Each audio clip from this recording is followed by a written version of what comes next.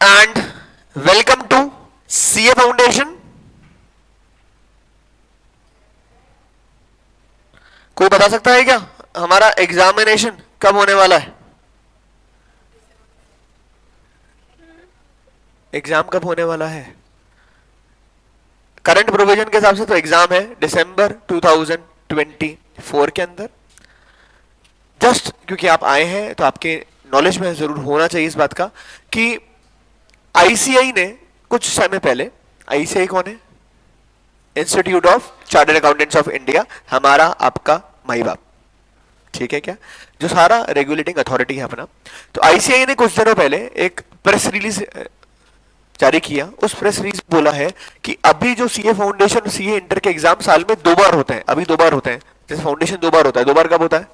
जून, आपके पड़ोस वाली क्लास में चल रहा है सीए फाउंडेशन जून, और सीए फाउंडेशन इन दिसंबर। तो as on today the provisioning is कि साल में 2 बार एग्जाम कंडक्ट कराती है आईसीआई, जून और दिसंबर के अंदर। उन्होंने नोटिफिकेशन निकाला कुछ दिन पहले, प्रेस रिलीज निकाला, नॉट नोटिफिकेशन, और उसमें बोला कि हम इस एग्जाम को फाउंडेशन भी और इंटर भी साल में 3 बार कंडक्ट करना चाह रहे हैं। और वो 3 बार का अप्रोक्सीमेशन ऐसा बोला गया कि मई और जून, सितंबर और जनवरी, ऐसा उन्होंने कहा है as on the press release.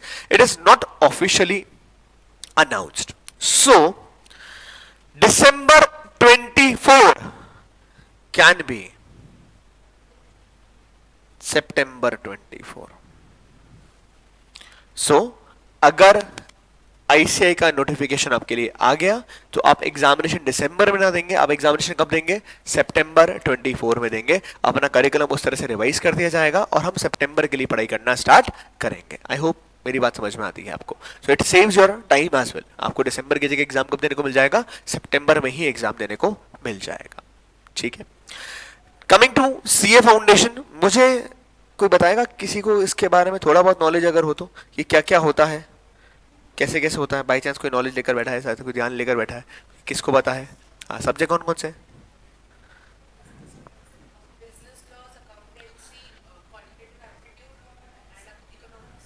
Very good यार। तो पहला सब्जेक्ट जो अपना है, पहला पेपर जो है वो अपना है अकाउंट्स का, दूसरा पेपर है अपना लॉ का, तीसरा पेपर है क्वांटिटेटिव एप्टीट्यूड क्यूए, और लास्ट पेपर जो है दैट इज इकोनॉमिक्स।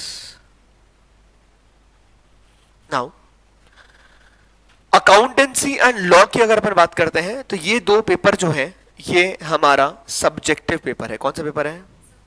मैंने से सब्जेक्टिव पेपर है, इसका मतलब जैसे आपने अपने 12th बोर्ड एग्जामिनेशन दिए थे, सेम उस तरीके से ये पेपर भी आएगा। 100 mark pure subjective paper. Question answer form के अंदर आपको लिखना रहेगा, 3 घंटे का आपको टाइम दिया जाएगा हर पेपर में लिखने का। पेपर नंबर 3 एंड 4 जो कि क्यूए और इकोनॉमिक्स है, ये आपके एमसीक्यू बेस्ड पेपर है, मतलब मल्टीपल चॉइस क्वेश्चन वाला पेपर है। ये इस पेपर में आपको 2 घंटे का समय मिलता है और ये अलोंग विथ नेगेटिव मार्किंग होता है। ओके है क्या? अरे एवरीवन, सो इसमें कोई नेगेटिव मार्किंग नहीं है, यहां नेगेटिव मार्किंग है। यहां 2 पेपर में 3 घंटे का समय मिलेगा, यहां 2 पेपर के अंदर आपको सिर्फ 2 घंटे का समय मिलेगा। पेपर आपके कुछ 7-8 दिन रन करते हैं, ऑल्टरनेट डे पर हर पेपर होता है। कोई मुझे पासिंग क्राइटेरिया बता सकता है कि what is the passing criteria of this? Very nice. So total CA foundation is 400 marks. Out of this 400 marks, you need to secure a minimum of 200, that is 50%. Plus, individually at least 40% आपको सब में secure करना है। दोनों condition fulfil होगी तो आप पास होंगे, अदरवाइज आप पास नहीं होंगे। So you need to secure a minimum of 40%, a minimum of 40%। तो 100 में से कितने लाने जरूरी है? 40। 100 में से कितने लाने जरूरी है? 40। और एग्रीगेट में कितने लाने जरूरी है? 50%, मतलब 200। ये ठीक है क्या एवरीवन? दोनों क्राइटेरिया में से कुछ एक क्राइटेरिया अगर आप फुलफिल नहीं कर पाते हो तो आपका रिजल्ट पॉजिटिव नहीं है, वो रिजल्ट नेगेटिव रिजल्ट कराएगा, ठीक है? ओके, मैं आपको जो आज स्टार्ट करने वाला हूं that will be your accounts का पेपर। नाउ अच्छा कितने लोग अपने यहाँ पर हैं जिनके पास क्लास 11 12 के अंदर मैथ्स नहीं था? नहीं था।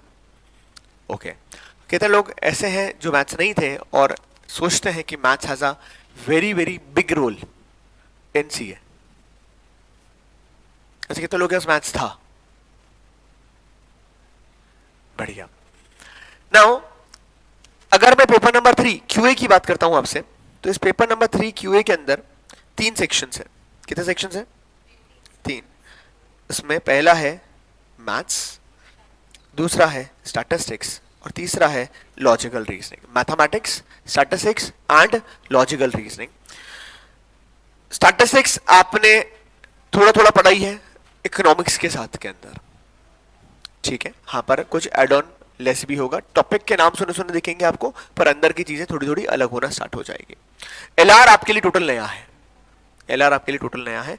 मैथमेटिक्स के अंदर आपको यहाँ पर 9 10th का मैथमेटिक्स भी मिलेगा और 11 12 का मैथमेटिक्स भी मिलेगा। मैंने ऐसे 9 10th का मिलेगा तो आपको रेशियो प्रोपोर्शन भी दिखेगा। I hope you know understand ratio proportion. अभी अपन क्लास 12 पार्टनरशिप में थे, ABC sharing profit in the ratio 3:1, that is ratios.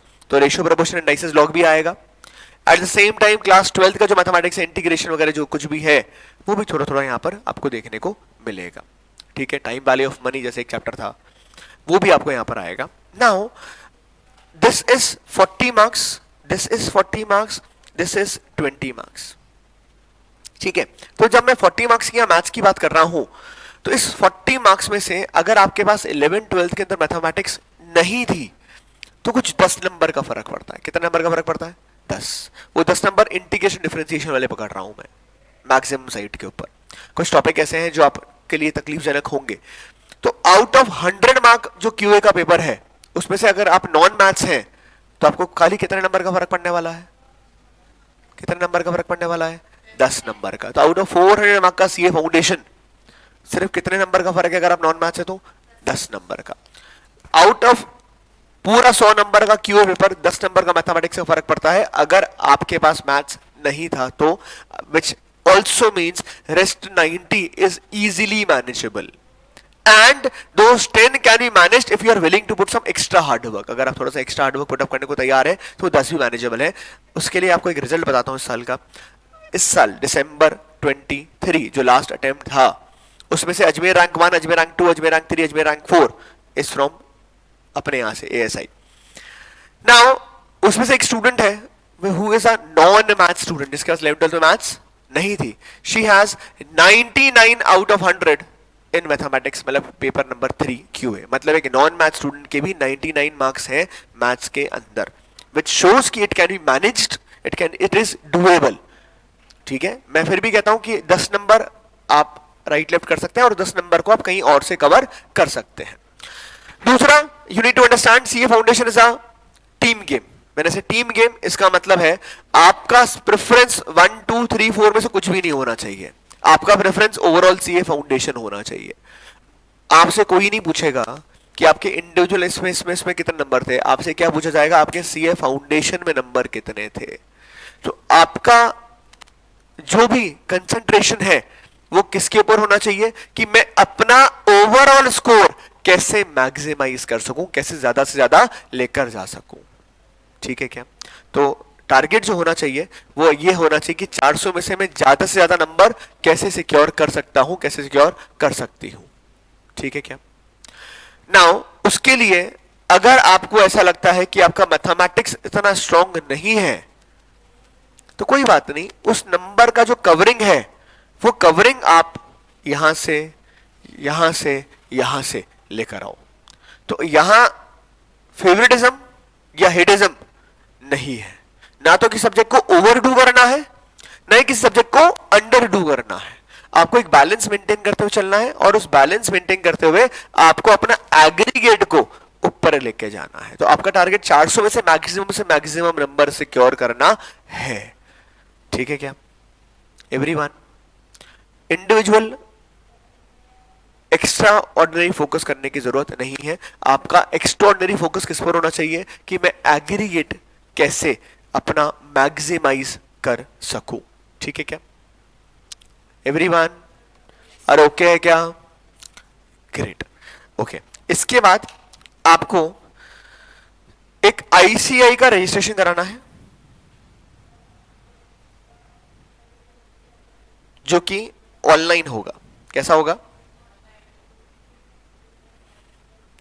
आप अगर खुद ऑनलाइन पेमेंट करते हैं तो आप खुद कर सकते हैं, अगर आप खुद ऑनलाइन पेमेंट नहीं करते हैं तो आप किसी भी ई मित्र वाले के पास चले जाएं, वो आपको, उसको बोलते हैं सीए फाउंडेशन का रजिस्ट्रेशन कराना है, वो आपका रजिस्ट्रेशन करवा देगा। इसका जो फीस है दैट इज 9,200 रुपीज, ये ऑनलाइन होगा।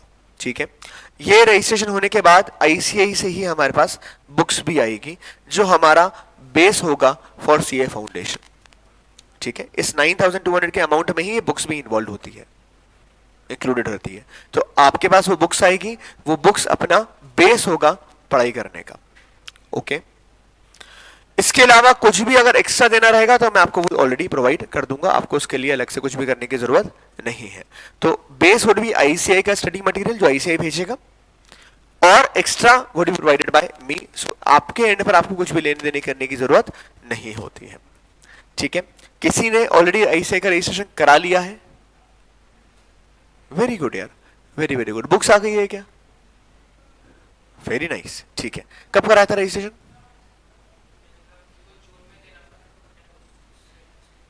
अच्छा, पहले करा चुके थे। और ओके, फैब में रजिस्ट्रेशन कराया, ठीक है। मार्च अभी रहा है रजिस्ट्रेशन, ठीक है सर, ओके बढ़िया। बाकी लोग आप करा लें रजिस्ट्रेशन, अगले 5 दिन 7 दिन 8 दिन जब भी आपको समय लगता है, जैसे आपसे आपको लगता है उसमें आप रजिस्ट्रेशन करा लीजिएगा, ताकि आप बुक्स ऑर्डर कर सकें। रजिस्ट्रेशन कराने के करीब करीब 15-17 दिन लगते हैं ऐसे की बुक्स आने के अंदर। ठीक है, एक समय के बाद में अपन को होमवर्क करने के लिए बुक चाहिए होगी, अदरवाइज वो पीडीएफ से देखना पड़ेगा, जो अननेसेसरी मुझे थोड़ा सा अच्छा नहीं लगता।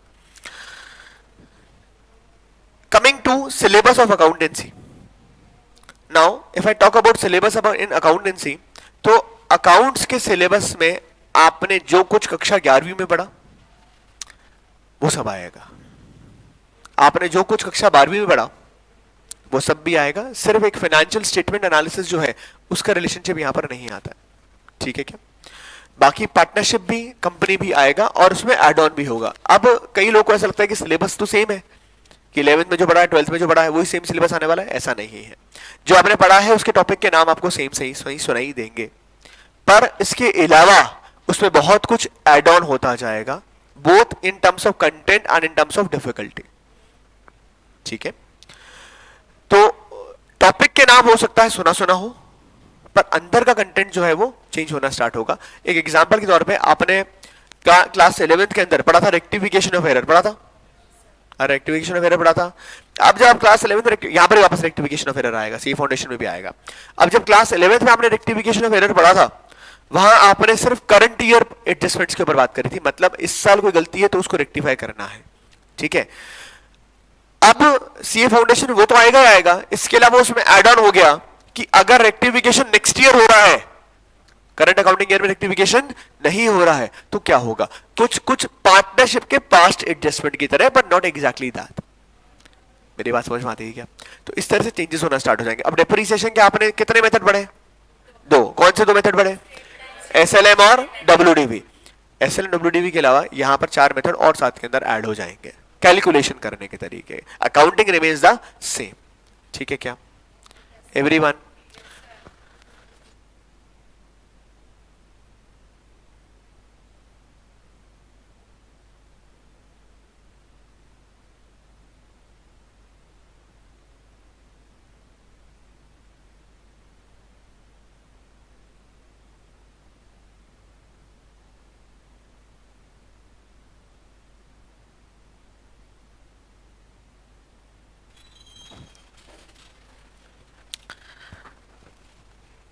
चलो, अब जो पढ़ना है आज चैप्टर चालू करेंगे।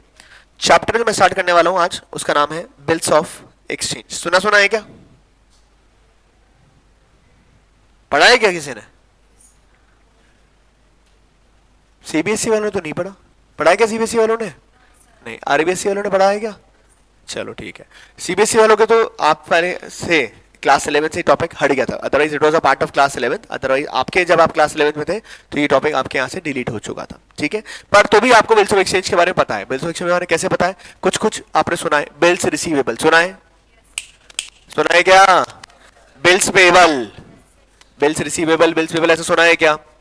चलिए समझे। से फॉर एग्जाम्पल दो लोग हैं, ए और बी, ठीक है, दो लोग हैं ए और बी। अरे नहीं चाहिए, नहीं चाहिए सर, सुन, बाद में सुन लो यार पहले तो। ए ने बी को गुड्स सेल करे, ए ने बी को गुड्स सेल करे। क्या नाम है बेटा? Ayushi, saint Mary's. अच्छा, नाउ ए ने बी को गुड्स सेल करे। मुझे बताओ, ए ने बी को गुड्स सेल करे, ए की बुक्स में एंट्री क्या होगी? ए ने बी को गुड्स सेल करे, क्रेडिट पर सेल करा है, ए की बुक्स में एंट्री, जर्नल एंट्री पूछ रहा हूं, क्या एंट्री होगी? बी टू सेल्स, मान लेते हैं 10,000 रुपए की। अगर ए ने बी को सेल किया तो बी ने ए से, अरे अगर ए ने बी को सेल किया तो बी ने ए से परचेज किया, तो बी की बुक्स में एंट्री क्या बनेगी? परचेज टू ए, अमाउंट में कितना आ जाएगा? 10,000। ठीक है क्या? अरे ठीक है क्या? नाउ जनरली हर बिजनेस के अंदर एक क्रेडिट पीरियड होता है। क्या पीरियड होता है? Credit period. क्या पीरियड होता है? क्रेडिट पीरियड होता है। तो मान लेते हैं यहां पर 3 महीने का क्रेडिट पीरियड है। कितने महीने का क्रेडिट पीरियड है? 3 महीने का। जनरली ऐसा होता भी है। अब ए ने गुड्स बी को सेल तो कर दिए, उधार पे सेल किया है। ए ने बी को बोला मुझे तेरे पे भरोसा नहीं, तू अगर भाग गया तो मेरा तो सामान भी गया और पैसे भी डूब गए, तो मेरे को तेरे पे भरोसा नहीं। एक काम करते हैं, मैं एक बिल ड्रॉ करके देता हूं। क्या ड्रॉ करके देता हूं? एक बिल ड्रॉ करके देता हूं, उस बिल पर साइन करके वापस लौटा दे। तो ए ने एक बिल ड्रॉ किया, बिल ड्रॉ किया मतलब एक बिल लिखा, उस पे लिखा कि B will pay 10,000 to A after 3 months. Okay है क्या? ये साइन कर, ये बिल बनाया किसने बनाया? किसने बनाया? ए ने। और वो भेज दिया किसके पास? बी के पास। किसके पास भेज दिया? बी के पास। बोले पढ़ ले और साइन कर दे। बी ने उसको पढ़ा, डिंग डिंग डिंग डिंग डिंग करके, और उसके ऊपर अपना ऑटोग्राफ दे दिया, मतलब सिग्नेचर कर दिया। जैसे ही बी ने उसके ऊपर सिग्नेचर किया है, मतलब बी ने उस बिल को एक्सेप्ट कर लिया। क्या कर लिया? एक्सेप्ट कर लिया। ए ने ड्रॉ किया, बनाया, लिखा, किसको भेजा? अरे किसको भेजा? बी को। बी ने उसको पढ़ा, साइन कर दिए, मतलब क्या कर दिया? एक्सेप्ट कर लिया। जैसे ही बी ने साइन करके एक्सेप्ट किया, उसको वापस किसको भेजेगा? ए को। नाउ ये लीगलाइज फॉर्म के अंदर आ गया। दैट पीस ऑफ पेपर जिसपे कहानी लिखी गई है, that piece of paper is A का बिल रिसीवेबल। क्या हो जाएगा? ए का bill receivable. Bill receivable asset है कि लायबिलिटी है? असेट है, असेट है, असेट है। That same piece of paper for B will now become bills payable. क्या बन जाएगा वो? Bills payable. क्यों ऐसे? कैसे ऐसे? ऐसा क्यों? ऐसा कैसे? भाई उस बिल के, उस पीस ऑफ पेपर के बदले जब भी इन फ्यूचर ए वो पीस ऑफ पेपर लेके जाएगा बी के पास, बी पढ़ लेगा और पैसे दे देगा। मतलब इन फ्यूचर ए के पास कैश आ जाएगा। कैश, किसी भी चीज से अगर कैश मिल रहा है तो वो क्या है? हमारा असेट। क्या है? हमारा असेट।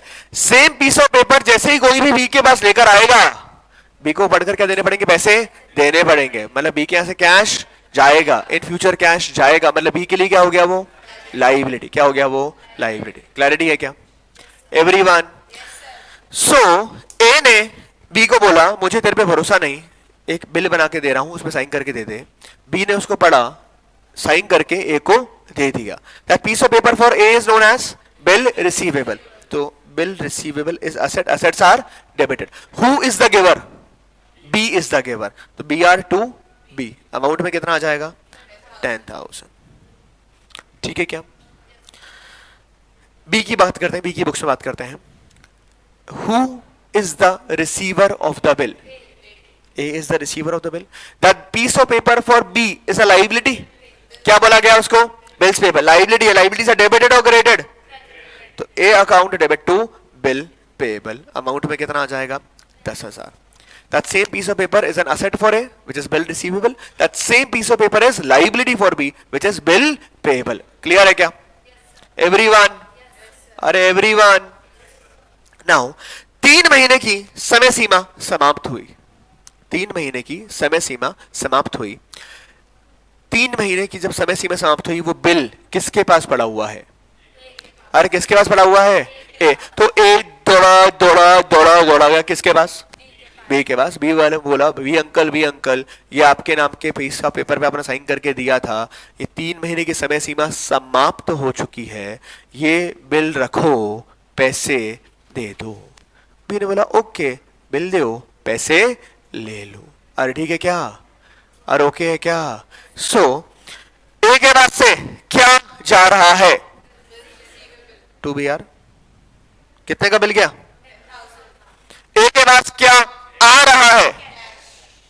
कैश। यहां पर मैं कैश की जगह बैंक से डील करता हूं तो पैसा आ रहा है बैंक के अंदर, ठीक है क्या? अरे ओके है क्या? बी ने इस लाइबिलिटी का पेमेंट कर दिया, तो ये लाइबिलिटी रहा क्या? लाइबिलिटी खत्म करना पड़ेगा। लाइबिलिटी खत्म करने के लिए क्या करेंगे? तो bill payable account debit. Payment करना है तो bill payable to bank, amount में कितना? 10,000। ओके है क्या? अरे ओके है क्या? So this is known as case number first. क्या है ये? Case number first. क्या है केस का नाम? When the bill is retained till maturity. क्या नाम हो गया इसका? Bill, the bill is retained till maturity.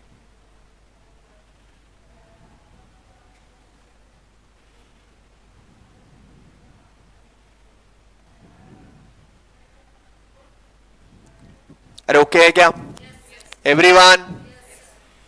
Copy निकालो।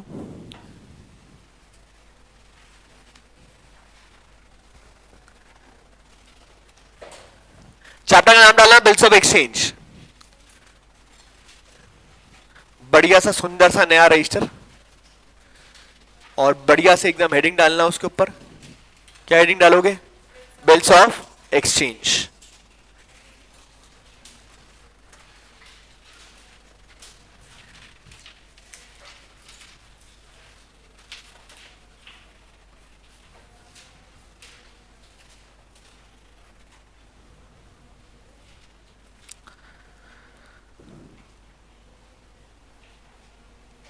अच्छा, एक इंपॉर्टेंट बात सुन लो।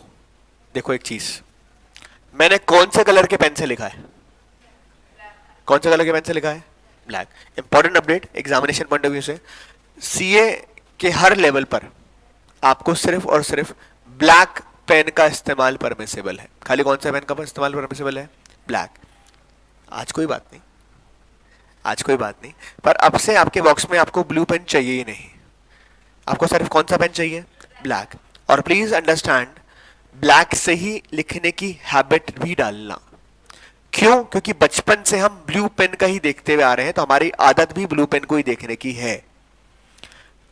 ब्लैक पेन देखने में, लिखने में हमारे को बहुत सूथिंग नहीं लगता, बहुत अच्छा नहीं लगता, तो वो हैबिट डालनी पड़ेगी, क्योंकि एट ऑल लेवल्स आपको सिर्फ और सिर्फ ब्लैक पेन का इस्तेमाल करना ही परमिसेबल है। तो सिर्फ किससे लिखोगे?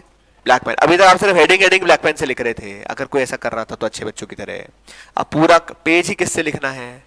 Black pen. तो ब्लैक पेन ही चाहिए, ब्लू पेन बॉक्स से निकाल देना। नंबर 2, आपको मैं बोलना भूल गया, पहले बोलना चाहिए था मुझे, use of calculator is now permissible.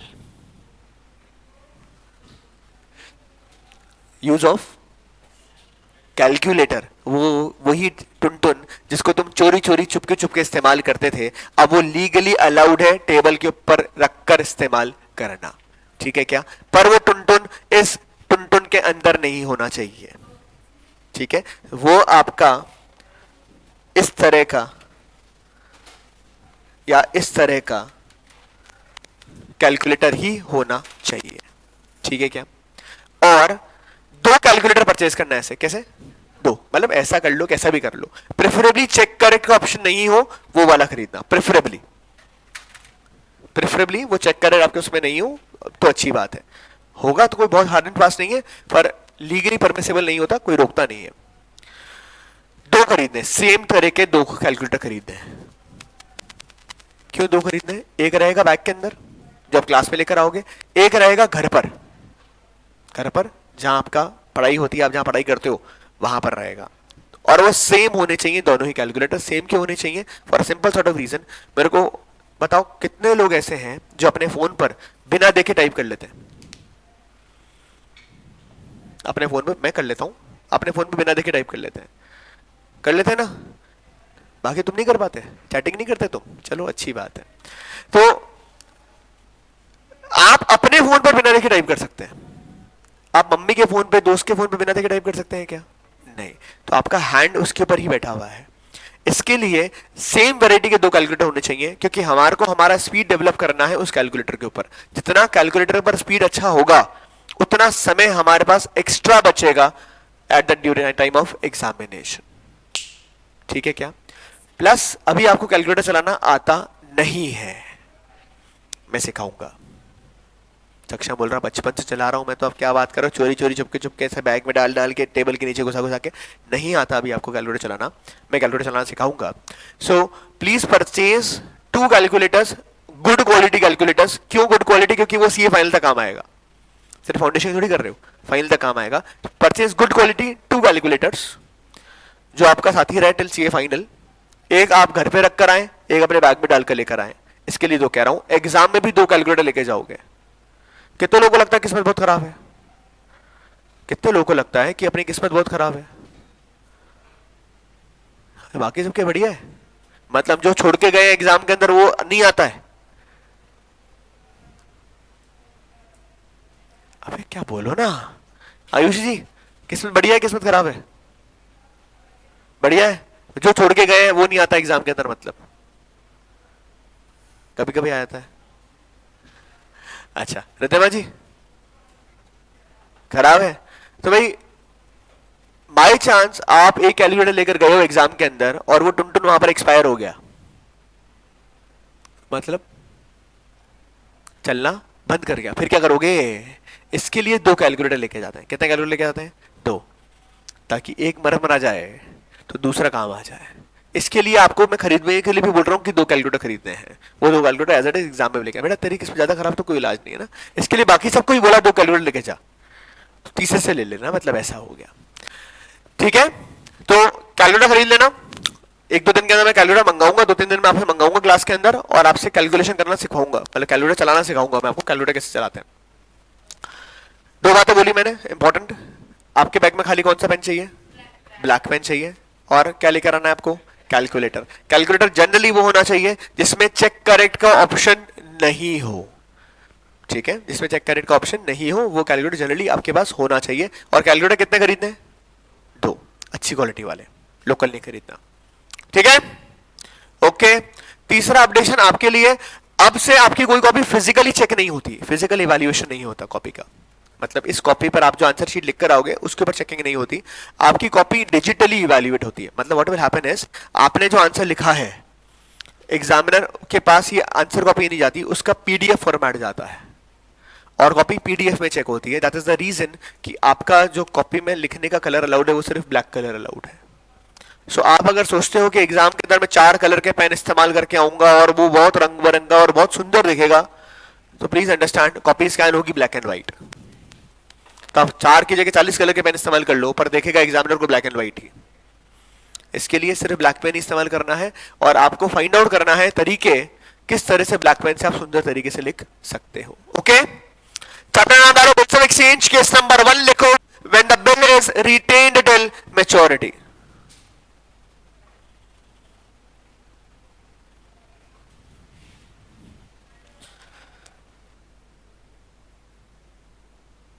When the bill is retained till maturity।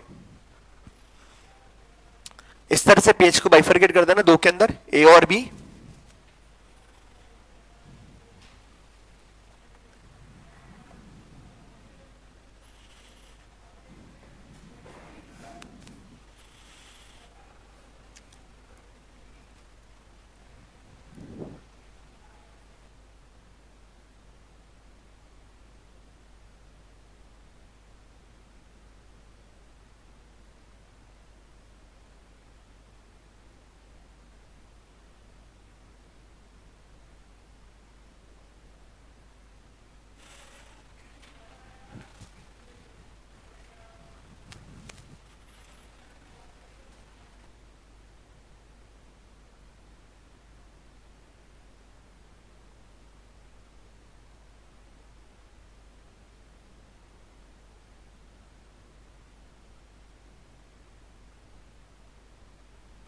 और कितने लोग हैं जो खड़ी पे लगा कर एंट्री पास करते हैं?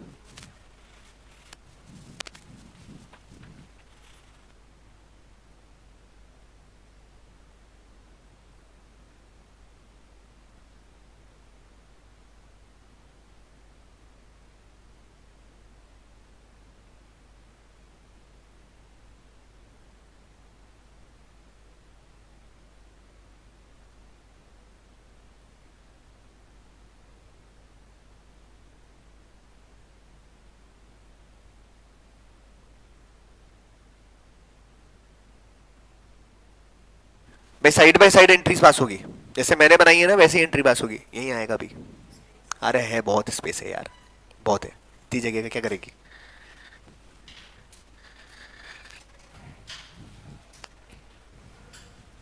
हुआ क्या, अरे हुआ क्या, एंट्री साइड बाय साइड पास करना, साइड बाय साइड पास करने को क्यों कह रहा हूं, ताकि कंपैरिजन आसान होता है। भाई ये सेल की एंट्री, उसकी कोरस्पॉन्डिंग परचेज की एंट्री, बी आर आने की एंट्री, बिल पेबल एक्सेप्ट करने की एंट्री, तो साइड बाय साइड साइड साथ चलता रहता है।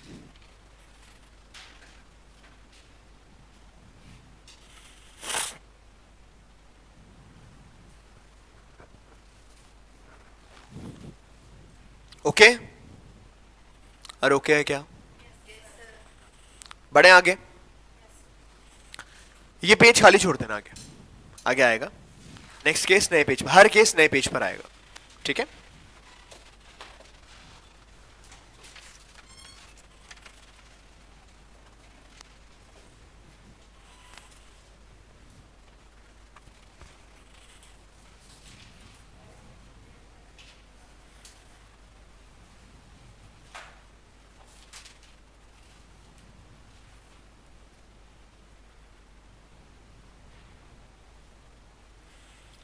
अगेन सेम दो लोगों की बात कर रहे हैं, ए और बी, ठीक है, सेम दोनों लोगों की बात कर रहे हैं। अरे बाद में, मैं पहले करूंगा बाद में आप करेंगे, ठीक है।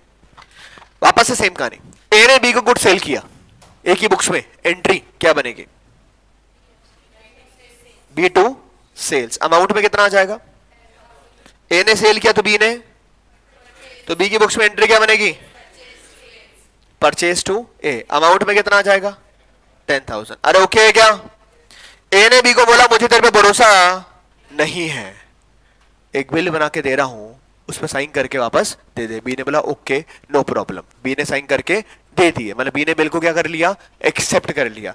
ए की बुक्स में एंट्री क्या बनेगी, B are to B, amount में कितना आ जाएगा 10,000, और यहां एंट्री क्या बन जाएगी, ए टू बिल पेबल 10,000। अरे ओके है क्या एवरीवन। नाउ ए गरीब आदमी, ए गरीब आदमी, पैसे की बहुत कमी, ए गरीब आदमी, पैसे की बहुत कमी, ए के पास क्या पड़ा हुआ है, बी आर, तो ए को पैसे का रिक्वायरमेंट है। अब पैसे का रिक्वायरमेंट है तो पैसे आएंगे कहां से, बी तो देगा 3 महीने बाद, भाई ये जब बिल आएगा 3 महीने का बिल है तो 3 महीने बाद पैसा आएगा, तो पैसे का सोर्स क्या है, बैंक। अब अगर अपन बैंक के पास भी जाएगा ये, तो बैंक भी हवा में पैसे देने वाला, बैंक क्या बोलेगा, कुछ सिक्योरिटी चाहिए मेरे को, अरे आया ना, तो बैंक को भी कुछ ना कुछ सिक्योरिटी चाहिए, कोई ना कोई सिक्योरिटी, मतलब कोई ना कोई एसेट चाहिए, क्या चाहिए, क्या चाहिए, एसेट चाहिए। तो बैंक ने ए को बोला भाई कोई एसेट दो, तो ए ने बोला डन डन डन, मेरे पास क्या पड़ा हुआ है, बिल रिसीवेबल, क्या पड़ा हुआ है, ए ने बैंक को बोला ये बीआर रख लो और पैसे दे दो, कितने का बीआर है 10,000, ए ने बोला 10,000 का बीआर है, आप 10,000 का बीआर रख लो, मुझे 10,000 रुपए दे दो। बैंक ने बोला ऐसे कैसे, मेरा क्या फायदा, तो ए ने बोला ओके कुछ कम करके दे दो, क्या करके दे दो, कम करके दे दो, कम करके दे दो इज नोन एज डिस्काउंटिंग, क्या बोलते हैं उसको। तो ए ने अपना बिल किसको दे दिया, बैंक के पास, बैंक ने अंकल को क्या दे दिया, पैसे दे दिए, तो पैसे आ जाएंगे अकाउंट में आ जाएंगे, तो बैंक अकाउंट डेबिट। मान लेते हैं एक बार को बैंक ने 200 रुपए काट के दे दिए, कितने रुपए दिए 9,800, कितने काटे, 200 का is known as discounting charges, क्या बोलेंगे, प्लीज अंडरस्टैंड डिस्काउंट अलाउड नहीं है, ये डिस्काउंटिंग चार्जेस, सेपरेट अकाउंट खुलता है डिस्काउंटिंग चार्जेस के नाम से, डिस्काउंट अलाउड एक अलग कहानी है, डिस्काउंटिंग चार्जेस एक अलग कहानी है। क्या जा रहा है, अरे क्या जा रहा है, बीआरएस गोइंग आउट, बैंक को देना पड़ेगा, ठीक है क्या। मुझे बताओ बी के पास कुछ आया क्या, अरे बी के पास कुछ आया क्या, बी के पास से कुछ गया क्या, ना तो कुछ आया ना कुछ गया, मतलब बी की बुक्स में कोई एंट्री पास नहीं होगी, तो नो एंट्री, ठीक है क्या, अरे ओके है क्या। नाउ 3 महीने की समय सीमा समाप्त हुई, 3 महीने बाद ये बिल किसके पास पड़ा है, ए के बैंक के पास, किसके पास पड़ा है? तो ए का बैंक दौड़ा दौड़ा दौड़ा गया किसके पास? बी के पास। बोले भी अंकल आपके नाम का बिल पड़ा हुआ है, ये बिल रखो, पैसे दे दो। बी ने बोला डन, बिल दो, पैसे ले जाओ। तो बी ने पेमेंट कर दिया। अगर बी जैसे ही पेमेंट कर देगा तो बी की लाइबिलिटी रही कि लाइबिलिटी नहीं रही? तो खत्म, bill payable to bank, amount में कितना? 10,000। ओके है क्या? अरे एवरीवन मेरे को बताओ, ए के पास मैच्योरिटी पर कोई पैसा आया, कुछ गया, कुछ आया या कुछ गया क्या? तो ए की बुक्स में ऑन मैच्योरिटी कोई एंट्री पास नहीं होगी, नो एंट्री। समझ में आया क्या एवरीवन? अरे everyone, case number 2, when the bill is discounted with bank, when the bill is discounted with bank, ठीक है क्या? नए पेज पे लिखना, नए पेज पे लिखना, करो।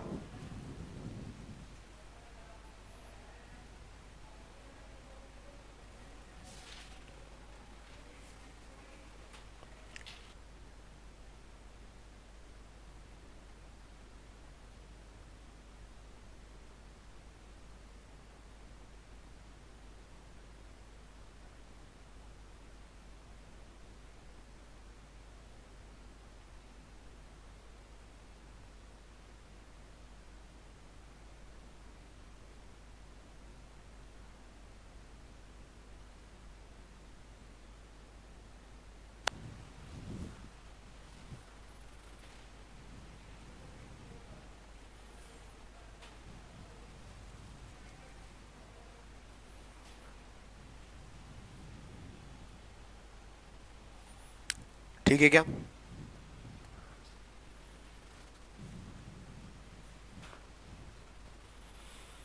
सेम ऐसे साइड बाय साइड ही लिखना है एंट्रीज।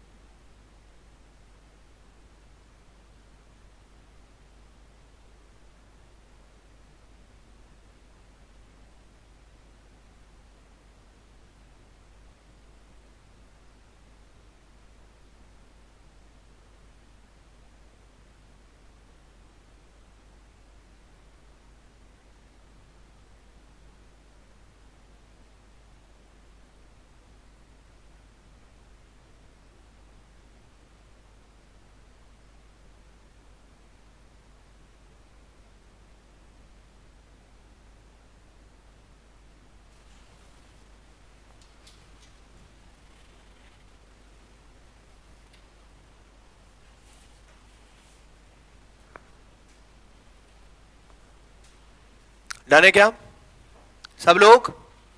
पक्का? पेज खाली छोड़ देना है ना।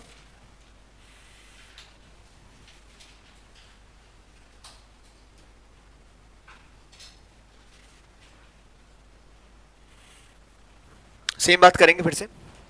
एक है ए अंकल, आप कॉपी मत करना प्लीज मेरे साथ। दूसरे हैं बी अंकल। ए ने बी को गुड्स सेल करे, ए ने बी को गुड्स सेल करे, एंट्री ए की बुक्स में क्या होगी? क्या एंट्री होगी? बी टू सेल्स, अमाउंट में मान लेते हैं 10,000। ए ने सेल किया तो बी ने, तो बी की बुक्स में एंट्री क्या हो जाएगी? परचेस्ड हुए, अमाउंट में। अरे ओके है क्या? ए ने बोला भरोसा नहीं। क्या बोला? भरोसा नहीं। एक काम कर, मैं एक बिल बना के दे रहा हूं, उस पर साइन करके वापस दे दे। बी ने बोला डन, कोई प्रॉब्लम नहीं है, बिल बना दे, साइन करके वापस दे देता हूं। तो ए ने बी पर क्या ड्रॉ कर दिया? एक बिल रिसीवेबल ड्रॉ करके किसको दे दिया? बी को। बी ने साइन कर दिया, मतलब उसको क्या कर लिया? एक्सेप्ट कर लिया। एक्सेप्ट करके वापस किसको दे दिया? ए को। तो बी ए की बुक्स में एंट्री क्या होगी? B are to B, amount में कितना आ जाएगा? 10,000। बी की बुक्स में एंट्री क्या बन जाएगी? ए टू बिल पेबल। अमाउंट के अंदर कितना आ जाएगा? 10,000। यहां तक में कोई प्रॉब्लम है क्या? यहां तक में कोई प्रॉब्लम है क्या? नाउ इस क्वेश्चन के अंदर एक अंकल और आ गए जिनका नाम है सी अंकल। क्या नाम है अंकल का? सी अंकल। जो ए है उसको सेम 10,000 रुपए देने थे सी को। कितने रुपए देने थे सी को? कोई प्रीवियस ट्रांजेक्शन था ए और सी के बीच में, उसके लिए ए को कितने रुपए देने सी को? 10,000 रुपीज। नाउ ए को क्योंकि 10,000 रुपए देने हैं सी को, तो इसके पास क्या ऑप्शन है? पैसे तो चाहिए इसको देने के लिए, तो ऑप्शन क्या है इसके पास में? ये बिल को लेकर कहां चले जाए? बैंक के पास। और बैंक वाले अंकल को क्या बोले? अंकल ये बिल रखो, पैसे दे दो। बैंक वाले अंकल बोले ऐसे ही ऐसे, कुछ तो कम करना पड़ेगा। तो बैंक वाले 200 रुपए काट ले, फिर 9,800 दे दे, फिर अपनी जेब से 200 रुपए फिर मिला, और फिर जाकर सी को दे दे। अरे है ना। Now this process will require time plus 200 रुपए का नुकसान भी। ऐसा क्यों करना है? तो ए ने दिमाग लगाया। ए ने सी को बोला भाई तेरे को पैसे चाहिए ना? सी बोले बिल्कुल चाहिए। बोले काम कर, बिल दे रहा हूं, ये बिल रख ले। बिल दे रहा हूं, बिल रख ले। This is known as endorsement of bill. क्या बोलते हैं इसको? Endorsement of bill. तो ए ने दिमाग दौड़ाया और ये bill as it is endorse कर दिया, मतलब दे दिया। किसको दे दिया?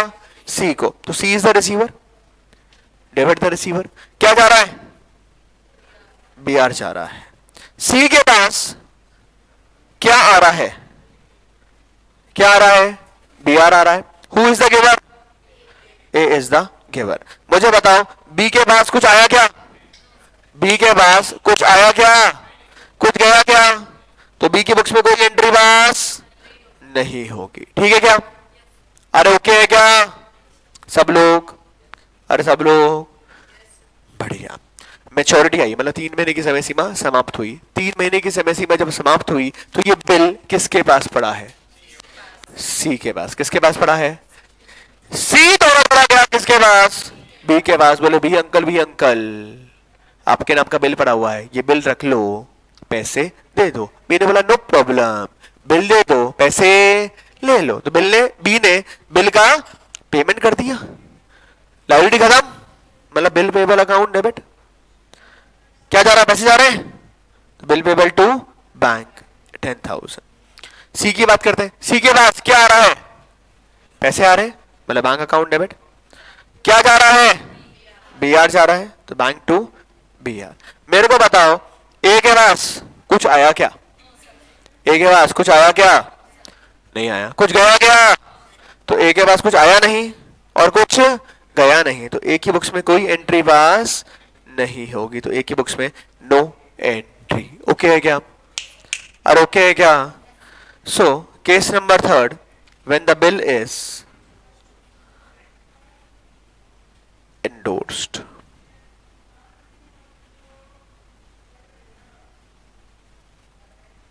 ठीक है क्या? टीपो नए पेज पे लिखना। Case number third, when the bill is endorsed. When the bill is endorsed करो।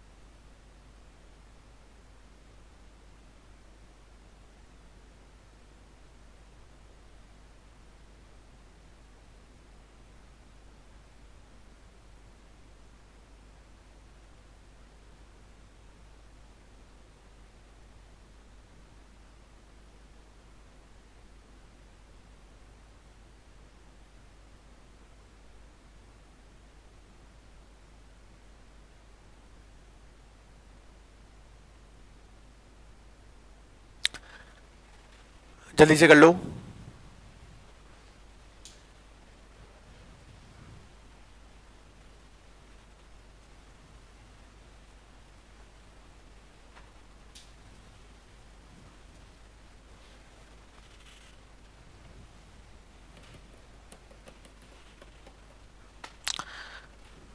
इसको कंप्लीट कर लें और कल जब आएंगे तो ये तीनों केस वापस पढ़कर आएंगे। ठीक है, कल मिलेंगे। Tata bye, take care.